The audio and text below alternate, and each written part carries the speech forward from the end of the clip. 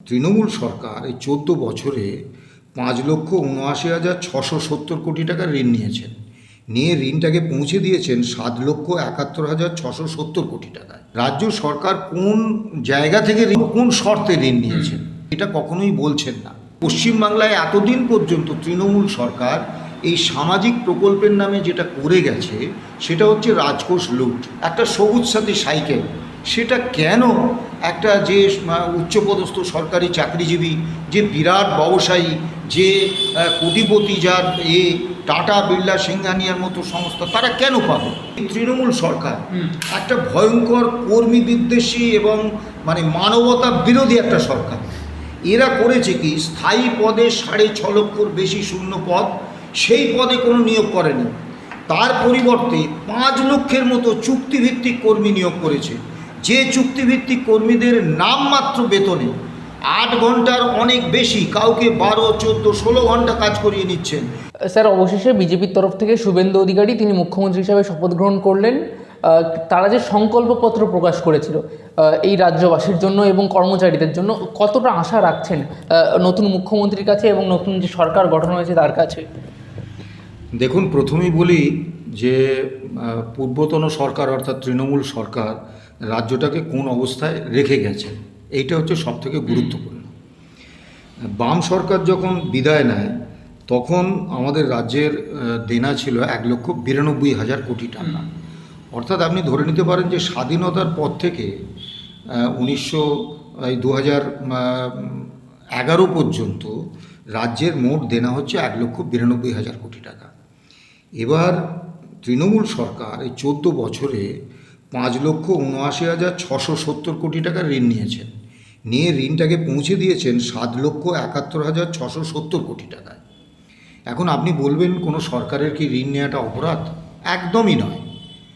কিন্তু মুশকিল হচ্ছে, সমস্যাটা হয় ঋণটা কোথা থেকে নেওয়া হচ্ছে, কোন শর্তে নেওয়া হচ্ছে, 1 নম্বর। 2 নম্বর, ঋণটা কোন কাজে লাগানো হচ্ছে। যদি ঋণটা, গৃহীত ঋণ যদি উৎপাদক ক্ষেত্রে লাগানো হয়, প্রোডাক্টিভ সেক্টরে লাগানো হয়, তাহলে রাজ্যে নিত্য নূতন পরিকাঠামো গড়ে ওঠে। সড়ক থেকে আরম্ভ করে, জলপথ থেকে আরম্ভ করে তার উন্নয়ন হয় এবং কলকারখানা গড়ে ওঠে, তাতে ব্যাপক কর্মসংস্থান হয়। তার ফলে রাজ্যে একটা আর্থিক প্রাণচাঞ্চল্য সৃষ্টি হয় এবং তার ফলে রাজকোষে বিপুল পরিমাণ অর্থ কর বাবদ আসে এবং ফলত রাজ্য সরকার সেই যে ঋণ নিয়েছেন সেই ঋণটা শোধ করে আবার নতুন করে বড় অঙ্কের ঋণ নিয়ে সেগুলো পরিকাঠামো সেক্টরে বা উৎপাদন সেক্টরে তারা বিনিয়োগ করতে পারেন। কিন্তু পশ্চিমবাংলায় যেটা হয়েছে, 1 নম্বর হচ্ছে রাজ্য সরকার কোন জায়গা থেকে ঋণ নিয়েছেন এটা কখনোই বলছেন না, এবং 2 নম্বর কোন শর্তে ঋণ নিয়েছেন।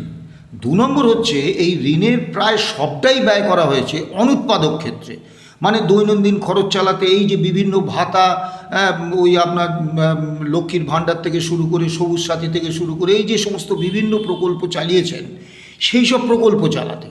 ফলে এগুলো কিন্তু দীর্ঘমেয়াদী ভিত্তিতে কোনো প্রতিদান বা কোনো রিটার্ন দেয়নি রাজ্যকে, যার ফলে রাজ্যের কোষাগারে কোনো অর্থ আসেনি এবং রাজ্যের কোনো পরিকাঠামো উন্নয়ন হয়নি, শিল্প কলকারখানা গড়ে ওঠেনি এবং কর্মসংস্থান হয়নি, যার ফলে রাজকোষেও কোনো অর্থ আসেনি।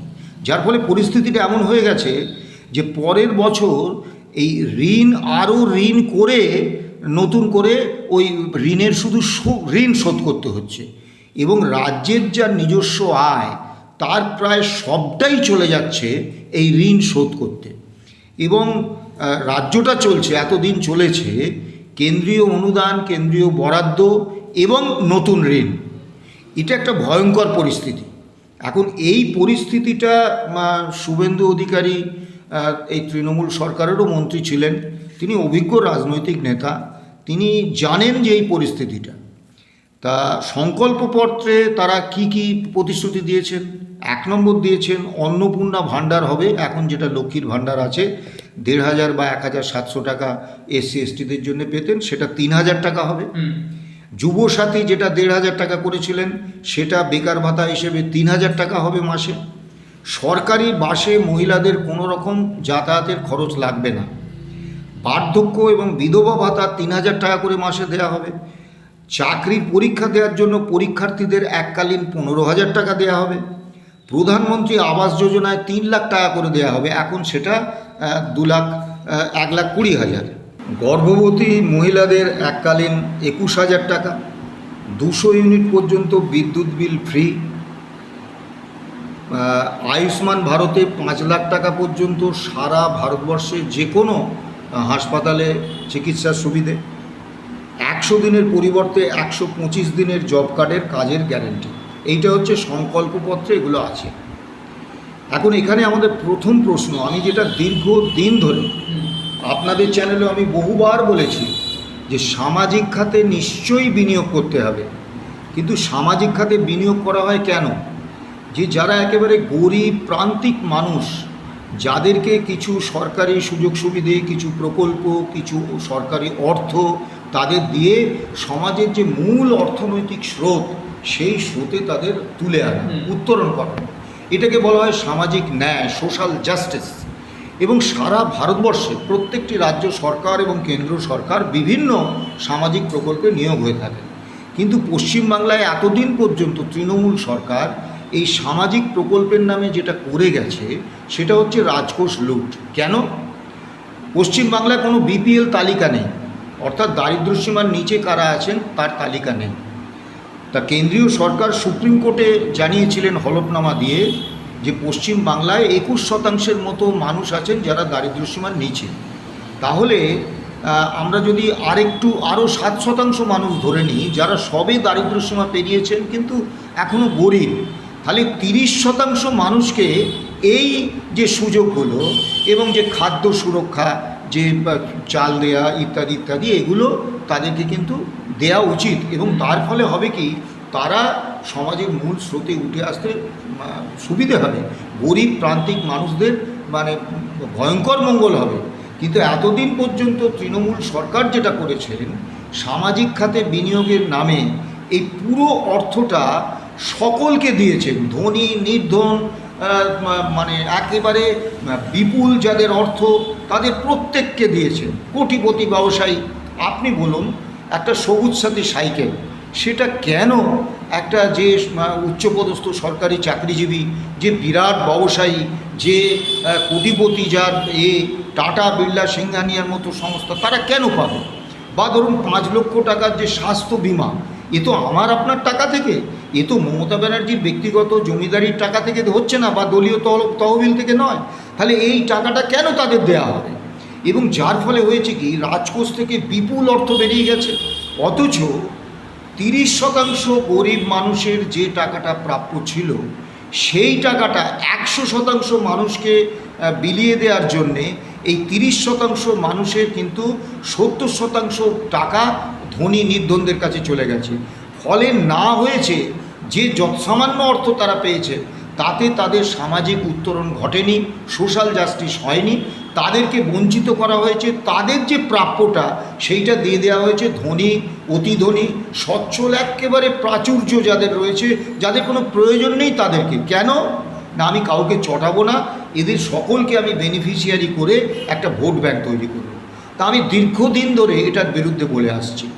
তা শুভেন্দু অধিকারী অত্যন্ত প্রাজ্ঞ নেতা, আমি তার কাছে আবেদন করব। আমি ব্যক্তিগতভাবে জানি না যে রাজ্যের এই আর্থিক অবস্থায় এই বিপুল যে প্রতিশ্রুতি দিয়েছেন সংকল্পপত্রে, এর অর্থ তারা কোথা থেকে জোগাড় করবেন।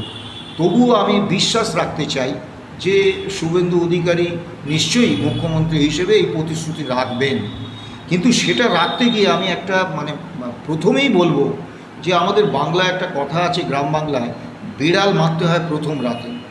এখন বিজেপির অভূতপূর্ব জনপ্রিয়তা, এই জনপ্রিয়তাকে সম্বল করে এই প্রথম 5 বছরেই বিজেপি সরকার শুভেন্দু অধিকারীর নেতৃত্বে তারা যদি একটা ব্যাপক সংস্কারমূলক প্রক্রিয়া নেন, সাহসী পদক্ষেপ নেন, তাহলে কিন্তু রাজ্যটা বেঁচে যাবে।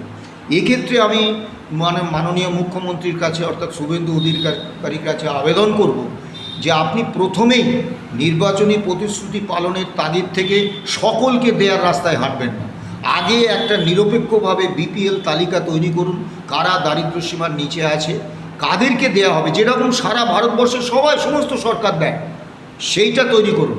সেই বিপিএল তালিকাকে ভিত্তি করে একেবারে কঠোরভাবে নিরপেক্ষ এবং স্বচ্ছ অবস্থানের জায়গা থেকে এই সমস্ত সামাজিক প্রকল্পের টাকাগুলো তাদের দিন। তাতে হবে কি, বাংলার কিন্তু উন্নয়ন হবে। কেন হবে? এই যে নিচের তলার গরিব প্রান্তিক মানুষগুলো, এরা কিন্তু সমাজের মূল অর্থনৈতিক স্রোতে ফিরে আসবে। কাজেই ওনারা কী করবেন সেটা ওনাদের ব্যাপার। যদি সকলকেই দেয়ার এই বিষয়টা রাখেন, তাহলে আমি নিশ্চিতভাবে বলতে পারি যে আরও ব্যাপক মানে ঋণের জালে রাজ্য সরকার চলে যাবে এবং স্বাভাবিকভাবে ঋণের দুষ্টচক্রে যেভাবে ফেঁসে আছে এখন রাজ্য সরকারটা চলছে কিন্তু কেন্দ্রীয় অনুদান, কেন্দ্রীয় বরাদ্দ এবং নতুন ঋণের টাকায়। কারণ রাজ্য সরকারের যা মানে আয়, সেই আয়ের প্রায় সবটা চলে যাচ্ছে শুধু এই ঋণের সুদ মেটাতে। কাজেই আমার মনে হয় শুভেন্দু অধিকারী অত্যন্ত প্রাজ্ঞ নেতা। তিনি এই বিষয়টা চিন্তা করে আগে বিপিএল তালিকা তৈরি করবেন যে কারা সামাজিক প্রকল্পের সুফলটা নিতে পারেন, কারা এই অন্নপূর্ণা যোজনা ৩,০০০ টাকা প্রতি মাসে পাবেন। একজন গরিব মানুষ, প্রান্তিক মানুষ, সে যদি মাসে ৩,০০০ টাকা এই অন্নপূর্ণা ভাণ্ডারের পায়, তার ক্ষেত্রে এটা একটা বিরাট বৈপ্লবিক পরিবর্তন। আর যদি সকলকে দিয়ে এই ৩,০০০ টাকা করে প্রত্যেককে দেন, তাহলে কিন্তু রাজ্য আরও বড় আর্থিক বিপর্যয়ে অর্থাৎ ঋণের দুষ্টচক্রে ফেঁসে যাবে। এবং কেন্দ্রীয় সরকার, যদি আপনি বলেন যে কেন্দ্রীয় সরকার এখন তো বিজেপির, রাজ্যেও বিজেপির, তাহলে কেন্দ্রীয় সরকার রাজ্যকে বিপুল অর্থ দেবে। এখন এগুলো রাজনীতিতে শুনতে ভালো লাগে, কিন্তু একটা কেন্দ্রীয় সরকারের পক্ষে ফেডারেল স্ট্রাকচারে একটা রাজ্যকে নিয়মের বাইরে গিয়ে বিপুল পরিমাণে আর্থিক সাহায্য করা, এটা কিন্তু কার্যত সম্ভব নয়। কারণ রাজ্যকে দেওয়ার নির্দিষ্ট কতগুলো ফর্মুলা রয়েছে, কেন্দ্রীয় অর্থ কমিশন রয়েছে, তারপরে ট্যাক্সের কত অংশ রাজ্য সরকার পাবে তার ভাগ রয়েছে। কাজে এইভাবে কিন্তু দিতে পারবেন না, তাহলে অন্য রাজ্যগুলো তারা আপত্তি করবে।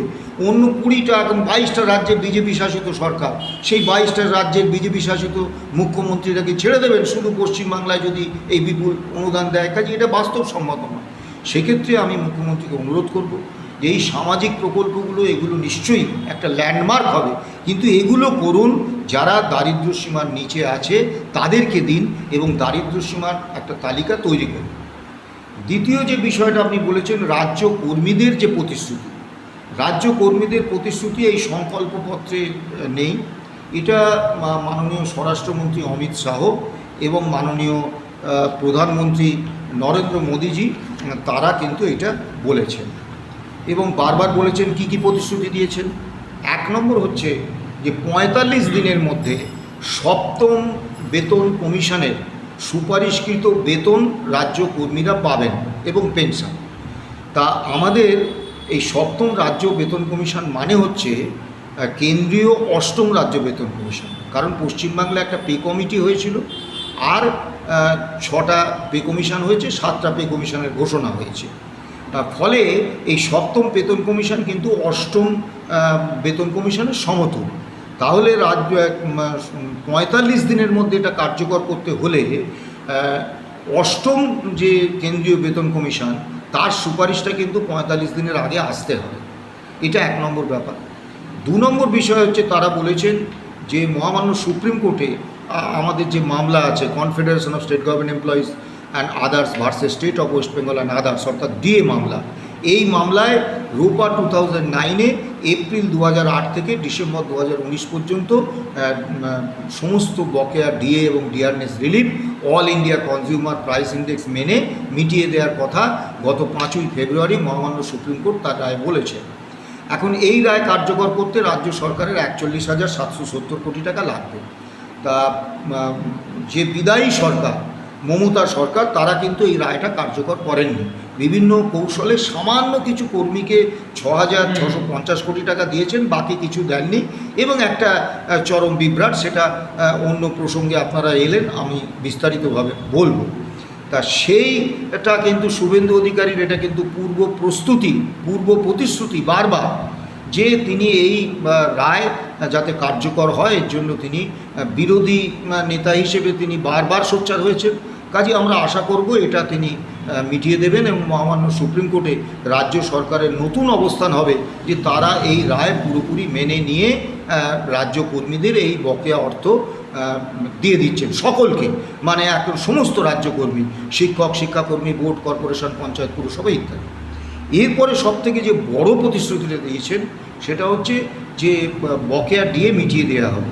এখন সারা ভারতবর্ষে কেন্দ্রীয় সরকারি কর্মচারীরা 60% ডিএ পাচ্ছে, অন্যান্য বেশিরভাগ রাজ্যের কর্মচারীরা হয় 60% না হলে 58% ডিএ পাচ্ছে।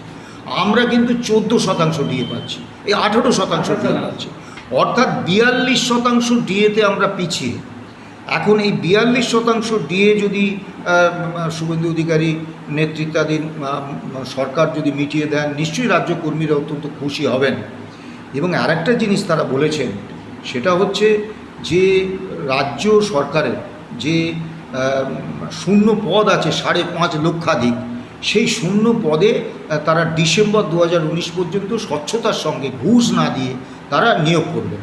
এখন এই প্রতিশ্রুতিটা সম্পর্কে আমার কিন্তু স্পেসিফিক্যালি কিছু বলার আছে এই কারণে, আমাদের ভারতবর্ষে এবং পশ্চিম বাংলাতেও জনসাধারণের 65% বয়স হচ্ছে 34 বছরের নিচে।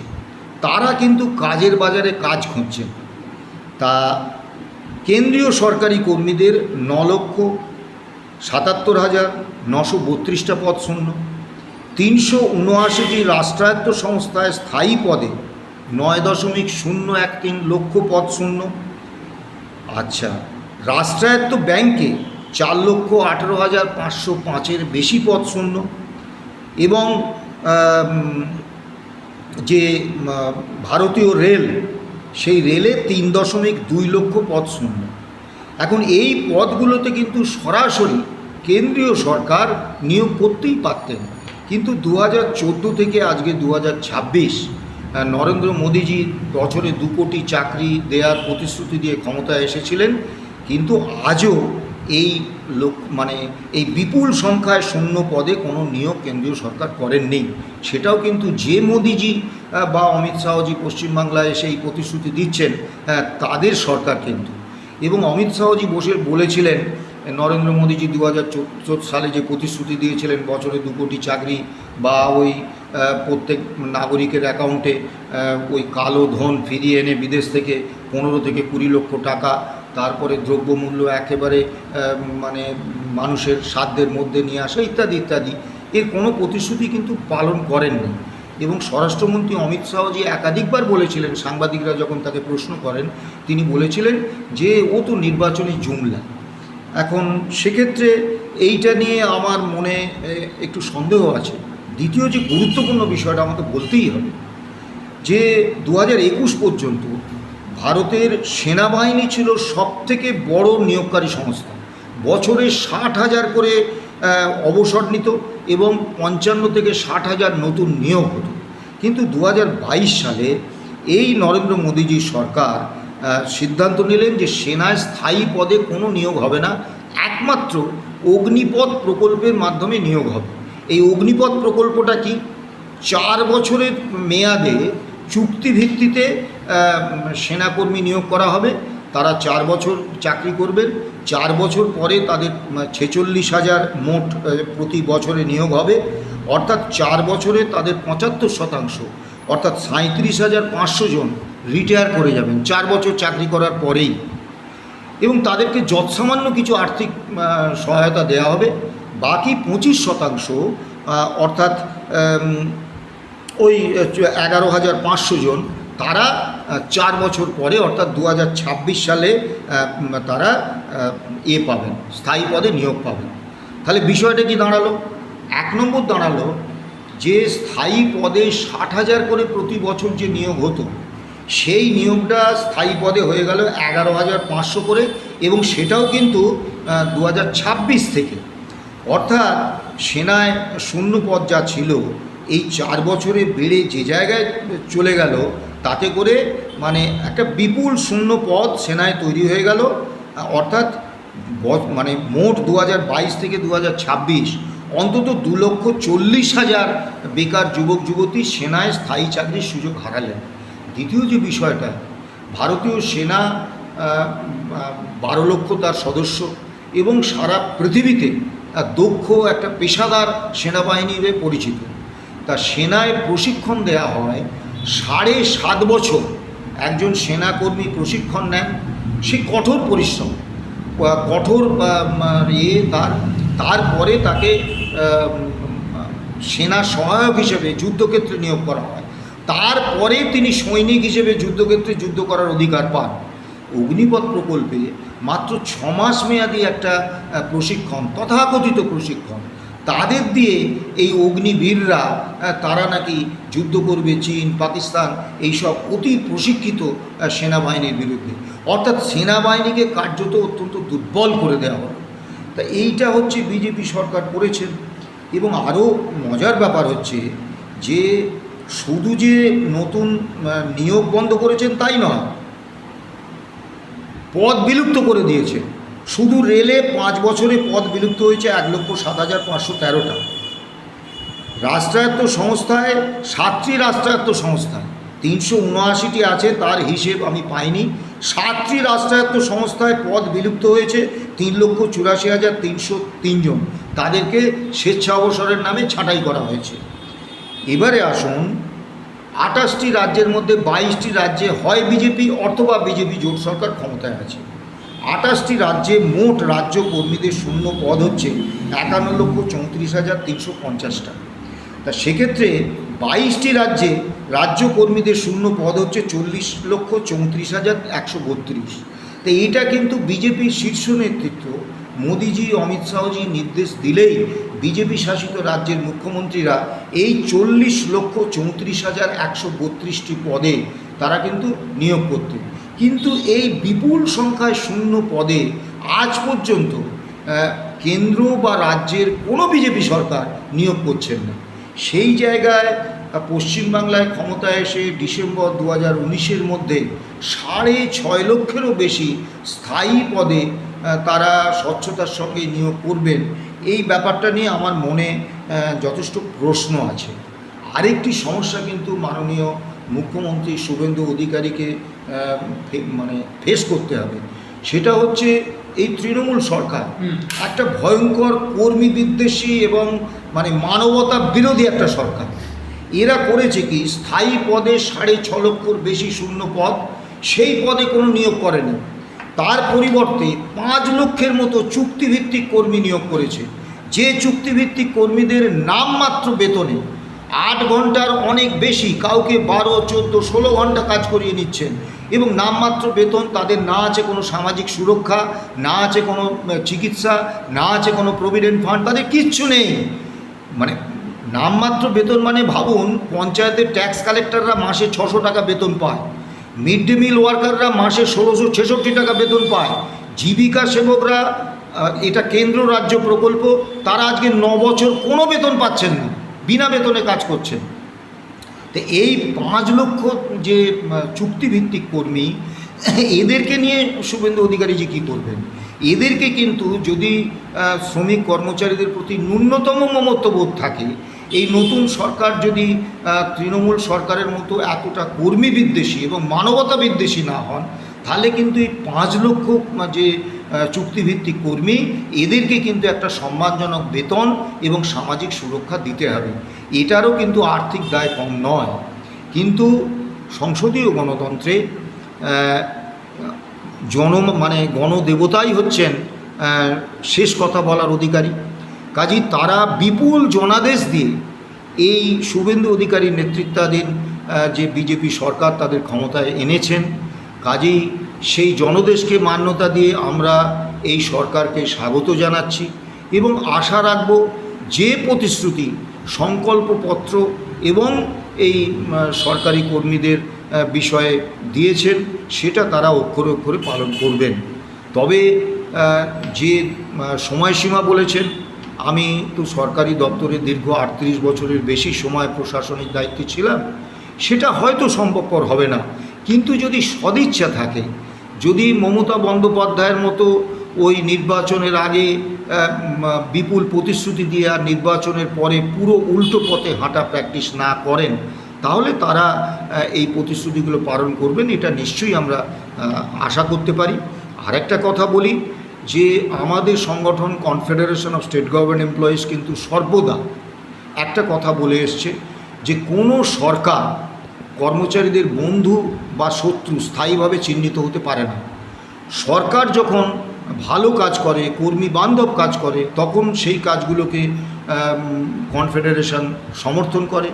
আবার যে কাজগুলো কর্মীদের বিরুদ্ধে যায়, কর্মী বিদ্বেষী হয়, সেগুলোর সমালোচনা করে, সেগুলোর বিরুদ্ধে প্রতিবাদ করে, আন্দোলন করে। আমাদের সেই অবস্থান কিন্তু আজও থাকবে।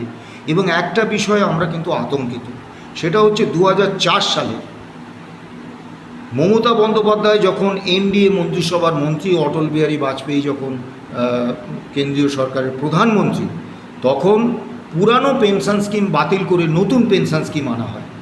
এবং তারপরে দীর্ঘ 10 বছর কংগ্রেস নেতৃত্বাধীন বাম সমর্থিত ইউপিএ সরকার ছিল, তারাও পুরানো পেনশন স্কিম ফিরিয়ে আনেননি। আবার তারপরে নরেন্দ্র মোদী সরকার 2014 সাল থেকে আছে, তারাও কিন্তু এই পুরাতন পেনশন স্কিম ফিরিয়ে আনেননি। এখন পশ্চিমবঙ্গ সহ 6টা রাজ্য সরকার বাদে সমস্ত জায়গায় কিন্তু নতুন পেনশন স্কিমে পেনশন হচ্ছে। এইটা কিন্তু অবসরপ্রাপ্ত কর্মচারীদের কাছে একটা ভয়াবহ সর্বনাশা অবস্থা। কেন? যে পুরাতন পেনশন স্কিমে আমরা একটা নির্দিষ্ট পরিমাণ পেনশন প্রতি মাসে আমরা পেতাম, তাতে হয়তো খুব স্বাচ্ছন্দ্যের সঙ্গে আমাদের জীবন কাটতো না, কিন্তু অবসর সময়ে একটা নির্দিষ্ট অর্থাঙ্কের পেনশনের নিশ্চয়তা এটা কিন্তু ছিল। কিন্তু এই যে নতুন পেনশন স্কিম, এতে পেনশন ফান্ডের টাকাটা খাটানো হয় পুরো শেয়ার বাজারের অনিশ্চয়তার উপর এই পেনশনের পরিমাণটা নির্ভর করে। ফলে অবসর জীবনটা কর্মচারীদের কাছে একটা অভিশাপ হয়ে নেমে এসেছে।